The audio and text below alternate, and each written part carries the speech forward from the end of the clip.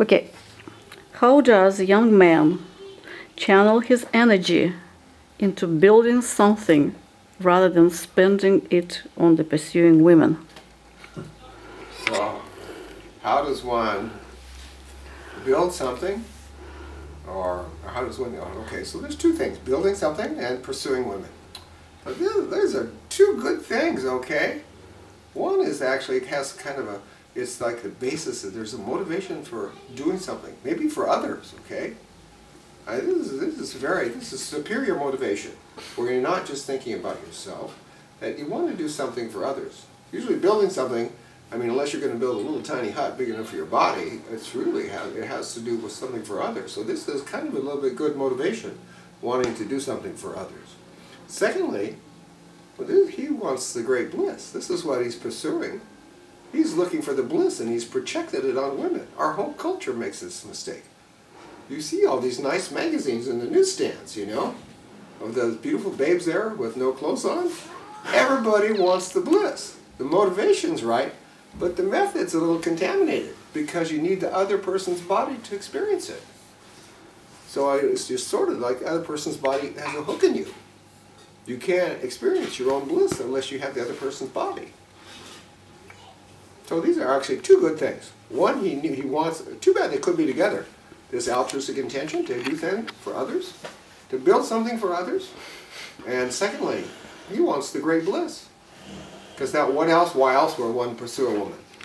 I mean, can't imagine anything other reason. Can I? Can you imagine any other reason?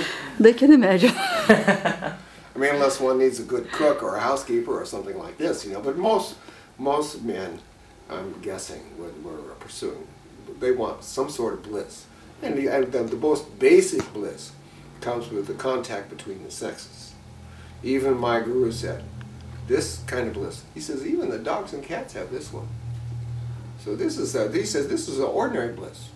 He says there are much other types of blisses that are more subtle, that are more powerful, that are 100,000 times more powerful than this one. And once the two seeds are exit the body, then it's more bliss. It's over. Okay, once the red and white seed leave the body, it's finished. So that it completely depletes it. So there are ways where one is through, we talked about ignorance.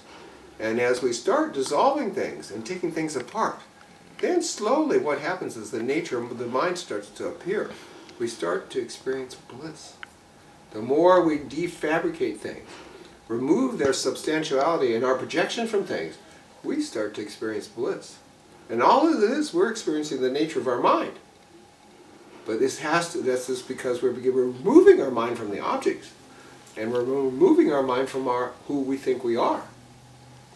And who we think we are is we have our parents' imprints, our culture's imprints, our environment's imprints, our school's imprints, our teachers' imprints. All these are in there. And we're holding them like this. So if we begin to remove that, suddenly what happens is we begin to go into a state of bliss, a state of rapture, you might say. So all this is held together by our dramas that we are holding. The soap opera we're running in daily life about where we think happiness is, what we need for happiness, when really we don't need anything. What we want is the bliss. And the more we reach outward and grasp for objects, the less bliss we have. So this is a discussion, okay? You've got to speak up. Okay, I don't know.